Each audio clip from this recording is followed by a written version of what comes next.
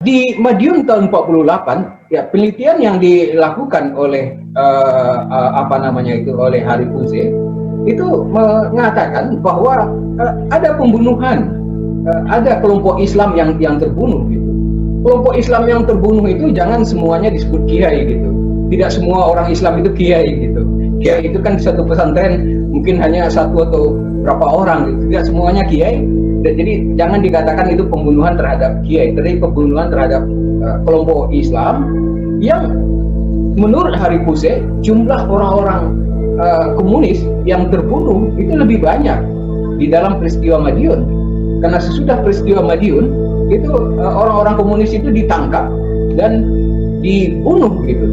Nah, di dalam salah satu buku yang ditulis oleh Ruslan Abdul Ghani, dia mengatakan sesudah terjadi peristiwa Madiun itu ada beberapa orang dari mereka yang dituduh FDR itu ditangkap dan kemudian dia menyaksikan dari Surabaya ke Madiun itu untuk melihat sebuah persidangan kilat yang dilakukan oleh militer, dan dia mengatakan dari 25 orang yang diperiksa itu ada 15 orang yang dinyatakan bersalah oleh militer, oleh sidang lokal itu, dan kemudian orang-orang itu ditembak di depan mata dia gitu, di depan mata Ruslan Abdul Ghani, dan dia mengatakan bahwa dia tidak bisa tidur beberapa hari sesudah itu. Jadi pembunuhan terhadap orang-orang PKI itu juga terjadi sesudah itu. Kita bisa hitung-hitungan gitu mana yang lebih banyak gitu, tapi menurut Hari Fuse lebih banyak orang-orang PKI yang terbunuh sesudah itu ya, sebagai pembalasan. Kemudian yang juga jangan dilupakan juga di dalam Hari Fuse juga dikatakan bahwa pembunuhan yang terjadi pada peristiwa Madiun itu adalah karena orang-orang PKI yang kemudian itu dikejar itu melakukan apa yang disebut dengan long march. Mereka mungkin membandingkan dengan long march yang terjadi di Tiongkok, bahwa ada ribuan orang yang turun ke jalan menyelamatkan diri ke suatu tempat, dan di dalam masa yang puluhan ribu orang itu, ketika mereka bertemu dengan orang yang di luar lapangan yang mengejek mereka, tentu dengan mudah akan terjadi kekerasan di situ. Dan barangkali pembunuhan dalam peristiwa Madiun itu terjadi pada saat long march itu.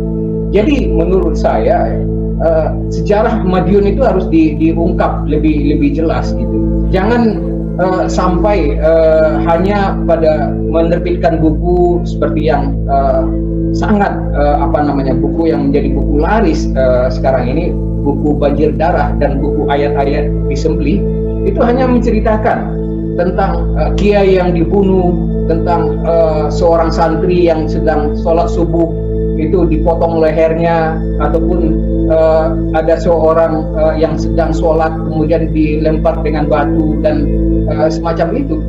Seharusnya harus jelas 5W1H-nya itu harus jelas gitu. Tempatnya itu di mana, siapa yang jadi korban, kapan dan kenapa itu terjadi gitu. Jadi juga jangan hanya menonjolkan kata-kata yang kesadisan semacam itu gitu. Di buku Banjir Darah dan buku yang sama sebetulnya hanya ganti judul dan ayat-ayat yang disebut, yang terlihat itu hanya penyampaian judul-judul bab yang sadis itu, tidak dilengkapi ya menurut hemat saya tadi dengan 5W1H itu. Kalau kita lihat apa yang terjadi ya pada tanggal 30 September malam, Soeharto itu bertemu dengan Kolonel Latif di rumah sakit Gatot Subroto. Kolonel Latif itu diduga menyampaikan kepada Soeharto bahwa akan terjadi sesuatu gerakan pada malam itu atau pada subuh harinya gitu. Dan 2 minggu sebelum itu Latif juga sudah bertemu dengan Soeharto di rumahnya di Jalan Haji Agus Salim. Jadi Latif itu adalah anak buah atau tangan kanan Soeharto itu di Kodam Diponegoro. Tentunya dia menyampaikan akan terjadi sesuatu, dan oleh sebab itu Soeharto itu adalah orang yang paling siap ketika peristiwa itu terjadi gitu. Jadi dia sudah mengetahui akan terjadi sesuatu, ya tentunya dia akan bersiap dan sudah tahu siapa yang ada di lawan dia gitu. Jadi oleh sebab itu meskipun bukan merancang dari awal ataupun merancang yang dikenal oleh umum, tetapi dia mengetahui peristiwa itu akan terjadi, dan sekali lagi dia adalah orang yang paling siap, dan kemudian dia yang dengan cepat melakukan tindakan, antara lain menolak ketika diminta oleh Presiden Soekarno untuk datang ke Halim Perdana Kusuma. Dia menolak karena itu ya jelas karena dia sudah tahu ini siapa yang bergerak ini. Oleh sebab itu sangat aman dia tidak datang ke Halim Perdana Kusuma ketika diminta oleh Presiden Soekarno. Tetapi Soeharto juga adalah orang yang kemudian saya katakan tadi memerintahkan operasi militer RPKAD ke Jawa Tengah, Jawa Timur dan Bali. Tetapi Soeharto itu adalah orang yang juga sejak awal Oktober itu sudah melakukan semacam dualisme pemerintahan. Ini terlihat betul bahwa pada tanggal 15 Desember, jadi selang hanya 2 bulan sesudah peristiwa itu, 2 bulan atau 3 bulan sesudah peristiwa itu, tanggal 15 Desember tahun 65, Soeharto melakukan suatu tindakan yang jelas di luar dari kontrol Presiden Soekarno. Apa yang terjadi pada tanggal 15 Desember tahun 65? Soeharto dengan helikopter itu terbang ke Istana Cipanas. Nah, di Istana Cipanas ketika itu sedang ada rapat yang dipimpin oleh Waperdam Khairul Saleh. Rapat itu membicarakan tentang nasionalisasi perusahaan asing. Dan ketika itu Soeharto datang dengan helikopter. Kenapa dia tidak dengan mobil saja? Jelas karena ini sangat penting. Dia datang dengan helikopter dan kemudian turun dari helikopternya, masuk ke dalam ruangan dan mengatakan bahwa Angkatan Darat tidak setuju dengan nasionalisasi Caltex.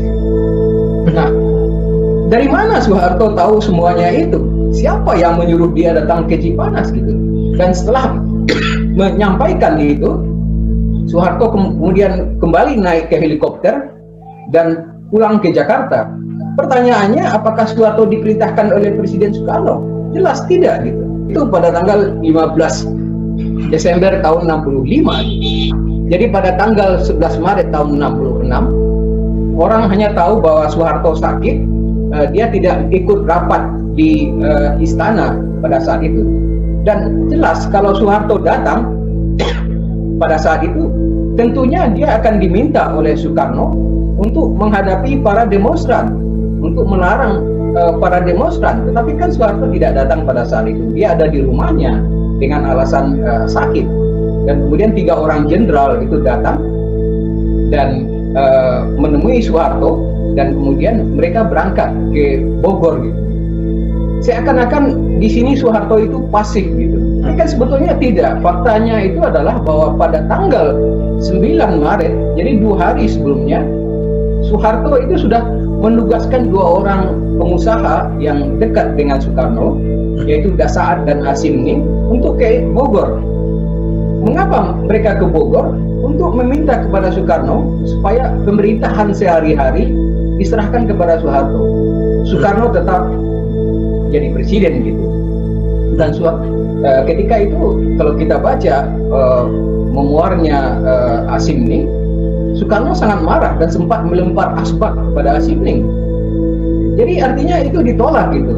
Nah, upaya untuk membujuk Soekarno untuk menyerahkan kekuasaan itu ditolak, maka dilakukan tindakan yang lebih keras lagi, yaitu demo. Yang demonya bukan hanya demo mahasiswa, tapi di situ seperti pengakuan Kemal Idris, di situ ada pasukan Kemal Idris, tentara yang berada di belakang mahasiswa itu melakukan demo gitu. Jadi tindakan yang lebih keras dilakukan oleh Soeharto. Jadi upaya yang saya katakan tadi, upaya secara bertahap mengambil alih kekuasaan itu dilakukan oleh Soeharto. Ingat wahai saudara-saudara, Musuh yang terberat itu adalah rakyat sendiri. Rakyat yang mabuk akan budaya luar, yang kecanduan agama, yang rela membunuh bangsa sendiri demi menegakkan budaya asing. Jangan mau diperbudak oleh semua itu. Tetaplah bersatu padu membangun negeri ini tanpa pertumpahan